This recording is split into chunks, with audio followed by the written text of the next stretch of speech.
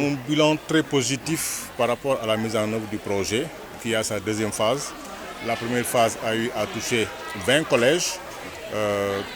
au niveau des collectivités territoriales de Noto, Tasset, Ngoundiane et Ndiéyène Sirakh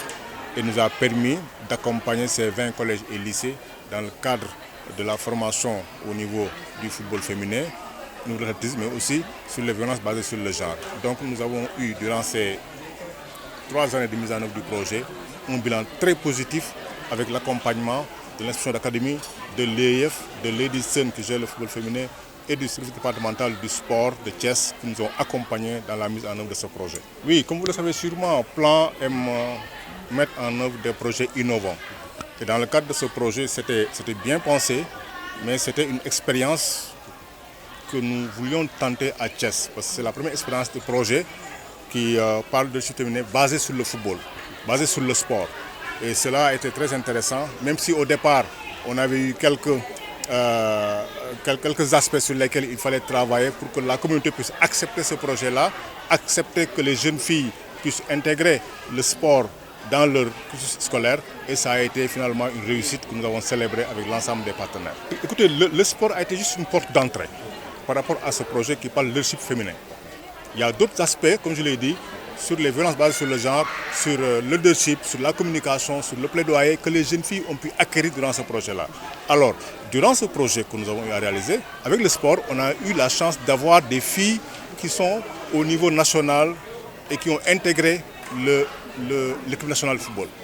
C'est un succès. Mais derrière cela, il faut voir les jeunes filles qui sont accompagnées. Il y a des championnes du changement qui ont eu à acquérir des notions très importantes, des connaissances très importantes, qu'elles vont continuer à gérer au niveau de leur père, au niveau des écoles, mais aussi au niveau de leur communauté pour porter le plaidoyer sur l'égalité des sexes, sur le genre et les violences basées sur le genre. Kaddu gi mooy di rafetlu li plan international organisé tey mobiliser l'équipe de plan au niveau de Dakar avec à sa tête madame la directrice de la mise en œuvre des programmes mu ànd ak équipe bu plan bu Thiès ñëw fii ngir ñu boole journée internationale de la jeune fille bi nga xam ne dañ ko célébrer au niveau international le 11 octobre mais ñu bëgg ko boole ak festival bi nga xam ne day clôturer les activités de la phase 2 du projet coup d'envoi pour le leadership des filles bi nga xam ne plan international moo ci lëkkaloo woon ak inspection d'académie de Thiès mu nekkoon ci phase 2 bi. njeexital bi ñu ci gis mooy nekk au-delà du sport bi ñuy valoriser auprès des filles yemuñu rek ci terrain bi dafa nekk aussi des activités de formation en faveur des filles ak le coaching bi nga xamante ne dañ ci former nos professeurs d'éducation physique et sportive mais également filles yi dañ leen di former ci ay compétences de vie courante parce que quand on dit esprit sain dans un corps sain nit ki bu xalaatam rafetee dañ fa war a ànd ak tamit wér-gu-yaram te ku ne xam na ni sport bokk na ci li nga xamante ni day yokk wér-gu-yaramu nit jigéen tamit ñu mës a jël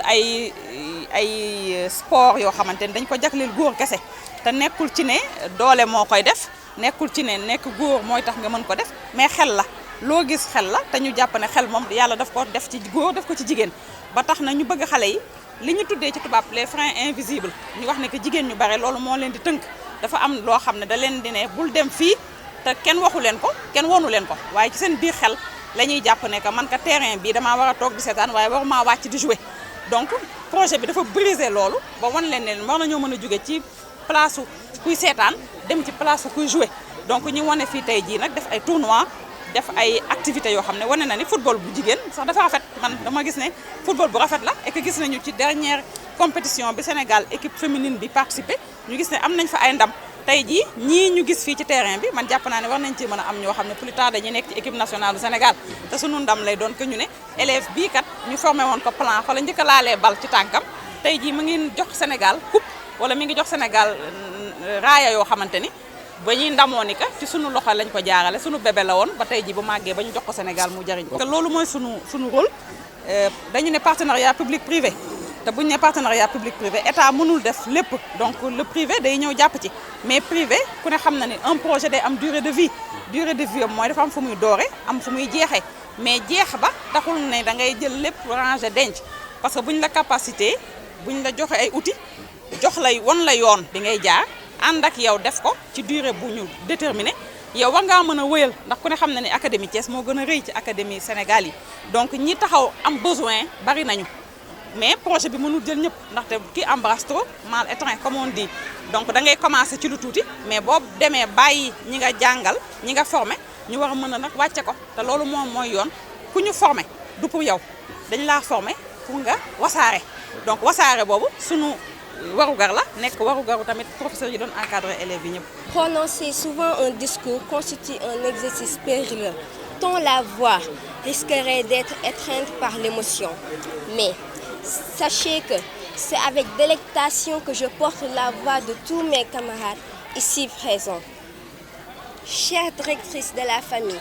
chers inspecteurs de l'éducation, chers partenaires, chères accompagnatrices et coachs, sans oublier l'équipe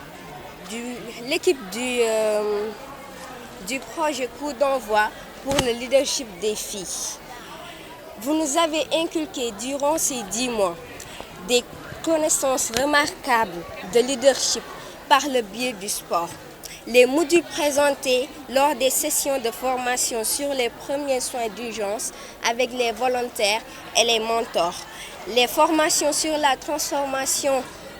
du céréal et causeries communautaires avec les groupes avec.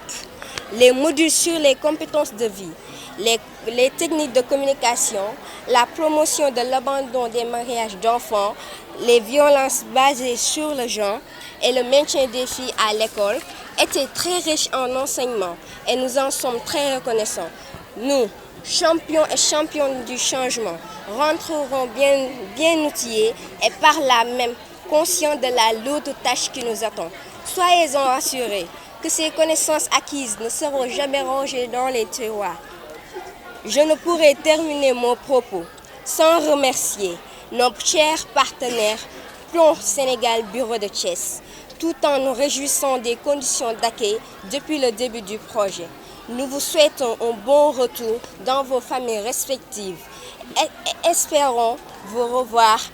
bientôt pour la mise à l'échelle du projet pour le bien-être et la promotion du leadership au niveau national. Merci.